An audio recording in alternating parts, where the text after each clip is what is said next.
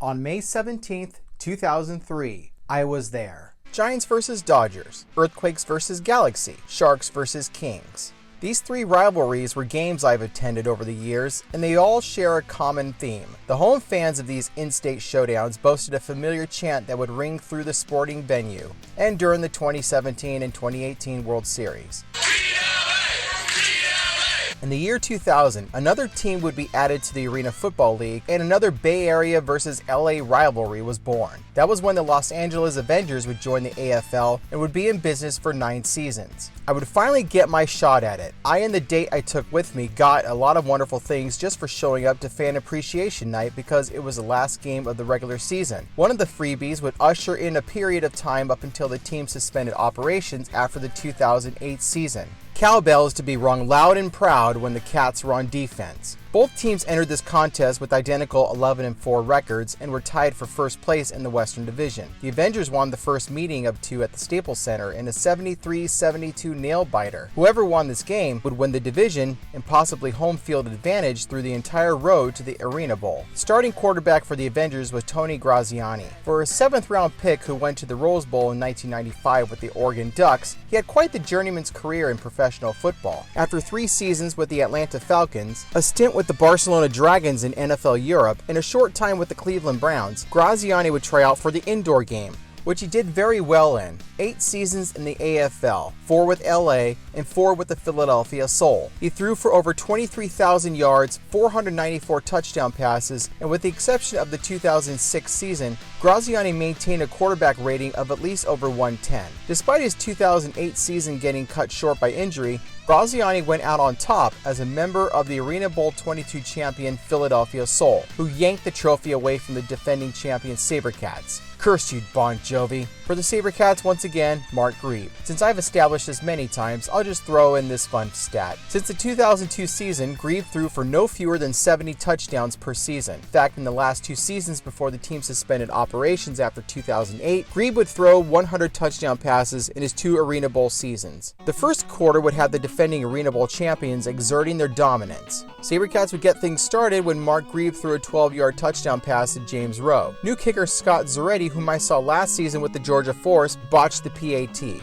Kevin McKenzie, a familiar face from the 2001 season who found the end zone 3 times with the Florida Bobcats in an overtime thriller I got to attend, punched in a 1-yard touchdown run to extend the lead for the Sabercats. This happened a few minutes and 1 interception later. Near the end of the first quarter, a 14-yard pass from Grieb to James Hunden and another bungled PAT by Zaretti would give the Cats a 19-0 lead. Then in the second quarter, the Avengers remembered that there was a football game they should have been playing. Sia Burley started off the quarter with an end-to-end 57-yard kickoff return. Over 7 minutes later, Mateus Vivaio, a lineman, went refrigerator Perry on the Sabercats and barreled in the end zone for a 1-yard run. Hamilton would miss another PAT. The Avengers would tie the game after Russell Shaw caught an 18-yard pass from Graziani. Then with less than a minute left in the half, the Avengers took the lead after Green Bay Packer for a day Chris Jackson caught a long 38-yard pass from Graziani. In 1 quarter, LA racked up 26 unanswered points. Sabercats would use that narrow window of time before halftime to sneak in an 11-yard touchdown pass from Grieb to Rowe to tie the game.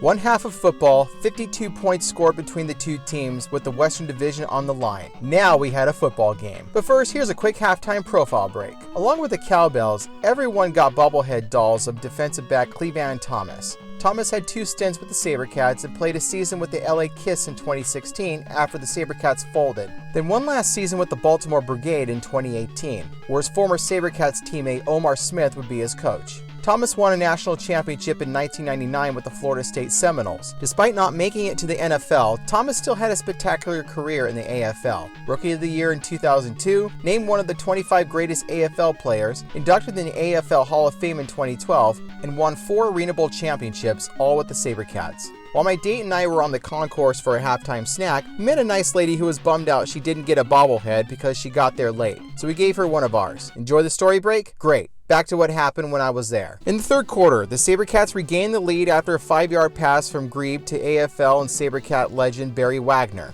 Zaretti blew the PAT. the Avengers would cut the deficit in half thanks to a long, by AFL standards, 47-yard field goal by Hamilton. Near the end of the third, the Avengers took back the lead after former Pittsburgh Steeler Jaheen Arnold caught a 37-yard bomb from Graziani. Hamilton flubbed the PAT. Going into the fourth quarter, this was set to become a classic to remember for years to come. The Sabercats took the lead back to open the fourth quarter after Wagner caught a short 8-yard touchdown pass. Halfway through the fourth, Graziani threw a long bomb, and this time Greg Hopkins caught a 38-yard pass. The Avengers now had the upper hand. With less than 4 minutes left in the game, Hunden caught a 20-yard pass and the home team reclaimed the lead. On the Avengers' last possession to steal the division, Graziani threw another pick that would seal the win for the Sabercats. The Cats would win the Western Division for the fourth straight year and clinch home field advantage throughout the playoffs. Sadly for both teams, they got in the Arizona Rattlers' way. In the 2003 Arena Bowl playoffs, the Rattlers, who finished behind the Avengers and Sabercats in the division, had to go on the road for the rest of the postseason after winning their first round game against the Las Vegas Gladiators. In the quarterfinals, the Rattlers came to LA and eliminated the Avengers 70-63. After that, they would travel up north to face the Sabercats and hoping to avenge their humiliation a season earlier in that same building at Arena Bowl 16. They would go on to bury the Sabercats and create a whole new strand of hatred in me and try to get back on top at Arena Bowl 17, which they failed to do after going to Tampa Bay and getting wrecked by the Tampa Bay Storm. The Sabercats losing to the Rattlers in the semifinals ignited a new hatred, as I mentioned earlier. Forget the Nashville Cats. After the Cats moved to Georgia and the Sabercats winning the Arena Bowl in 2002, that self-created beef was squashed. I mean, it came back for a night in 2005, but it was just for a few hours. I never really had a white-hot hatred toward the Avengers. It was an I hate you today, I don't care tomorrow thing. They never for once stood in the way of the Sabercats and the Arena Bowl glory. But the Rattlers did that, not just in 2003, but many more times until the Sabercats folded. The hatred toward the Rattlers would be stoked at the end of the 2004 season. The Cats and Rattlers would face off in a season finale with a lot of things on the line: the Western Division and home field throughout the playoffs. It was simple. If the Cats won, another division banner for the club. If the Rattlers won, they would both finish the season with identical records. However, the tiebreaker would be based on head-to-head records, and the Rattlers won the first meeting of the season. The Sabercats would try to win the division on a chip shot field goal. The kick was blocked, and to add insult to injury, it was returned by Arizona Cardinal for a year lineman Wendell Gaines for a touchdown. Both teams would meet again in Arena Bowl 18, where us fans of this niche league were treated to a classic that went down to the wire. Bonner retreats, drills, caught. No, incomplete, and San Jose wins. Came down to the final play.